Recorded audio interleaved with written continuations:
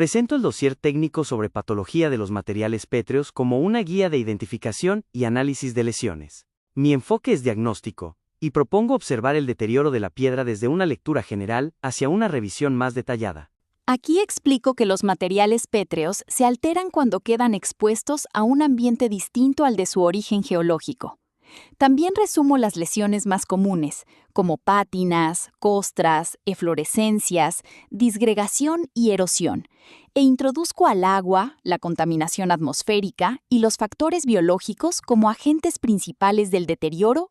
En esta lámina muestro que el deterioro comienza cuando la roca pierde el equilibrio termodinámico que tenía en su formación y entra en contacto con condiciones atmosféricas variables. Destaco además que la humedad cíclica, la temperatura cambiante y los residuos de combustión aceleran ese proceso de reajuste y degradación.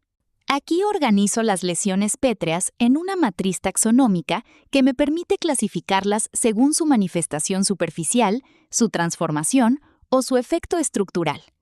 Presento grupos como pátinas, eflorescencias, depósitos, costras, ampollas, descamaciones, alveolizaciones, disgregaciones, excavaciones, fisuras y erosión.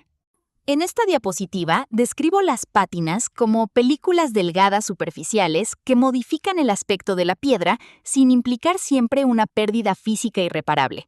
Diferencio las pátinas de envejecimiento, de coloración, bióticas, de tinción y negras, mostrando que su color y apariencia dependen del ambiente, de los organismos presentes o de sustancias externas como el hollín o el verdín.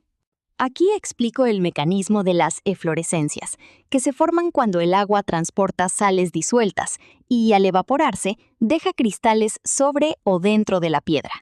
Distingo entre eflorescencias superficiales, subeflorescencias y criptoeflorescencias, destacando que este proceso puede romper la estructura interna del material. En esta lámina presento la alveolización como una erosión alveolar o meteorización en panal que genera cavidades globulares de tamaño centimétrico. Señalo que esta lesión es típica de rocas granudas y porosas, especialmente areniscas, y que suele relacionarse con procesos físico-químicos y con la presencia de sales solubles. Aquí describo la evolución del desprendimiento, desde la escama hasta la desplacación. Explico que primero aparecen láminas superficiales muy delgadas, luego ocurre la descamación activa y finalmente se separan placas mayores, generalmente por cambios de temperatura, ciclos de humedad y cristalización de sales. En esta diapositiva analizo las costras y las ampollas como formas de alteración superficial que pueden ocultar un deterioro interno importante. Explico que las costras negras atrapan partículas de combustión, que las bióticas pueden actuar desde el interior por acción de líquenes, y que las ampollas, al romperse, dejan expuesta una superficie blanquecina y disgregada. Aquí presento la disgregación como una pérdida de cohesión entre los componentes de la piedra, lo que indica un grado elevado de alteración. Distingo la arenización, cuando los granos desprendidos tienen tamaño de arena, de la pulverización, cuando el material se convierte en polvo fino, visible sobre la superficie o en su base. En esta lámina describo distintas morfologías de excavación superficial, como picaduras, acanaladuras, estriaduras y vermiculaduras. Explico que estas formas responden a procesos de disolución, heterogeneidades del material y acción preferente del agua sobre zonas más vulnerables.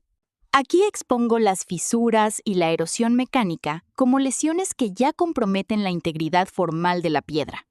Señalo que las fisuras pueden ir desde microfisuras hasta grietas por sobrecargas, asentamientos, corrosión de metales o ciclos hidrotérmicos, mientras que la erosión implica pérdida de volumen por viento, agua, tiempo y rozamiento.